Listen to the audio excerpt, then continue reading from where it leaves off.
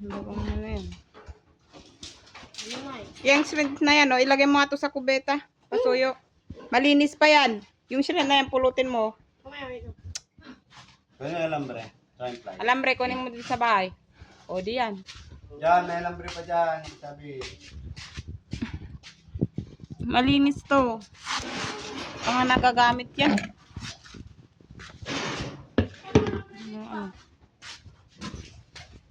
Wala alambre dyan. Meron dito. Ano? Kunin mo. Okay na. Oh, kaya.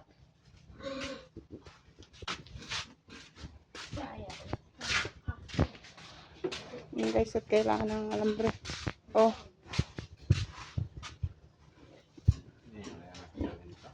Pakay subsubin niya yan. Itaas mo pa. Yan ang pagtatalian. Aanin niya yan. Yung katawan niya dun, oh, mataas pa naman. Hindi na yan babaliktad. Kaya nga lalagyan ko sa itong mga ito eh. Hindi mo itataas. Anong pagtatalian? Di dito na lang, oh. Saan mo nga itatali? Dito mo ilagay. Hindi yan lilipat ng katawan niya.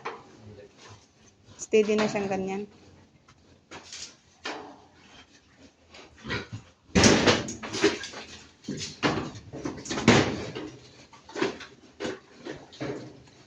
Ganyan na lang. Oo, pwede na yan.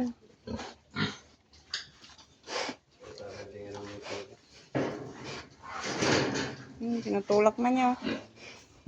Palakas niya.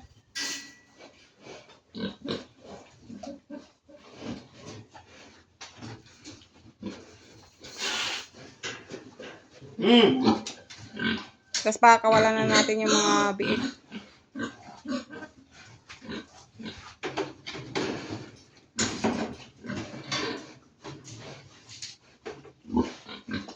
Kailangan lagyan ng kalso. Pwede na yan. Dalawang kahoy yung ilagay mo na lang.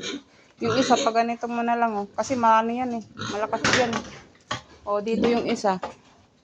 O, pag ganun mo na yung isa, oh.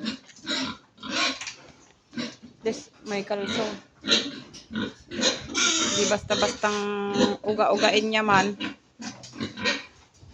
Hindi yan tataob. Kailangan lagyan ng dagdag suporta.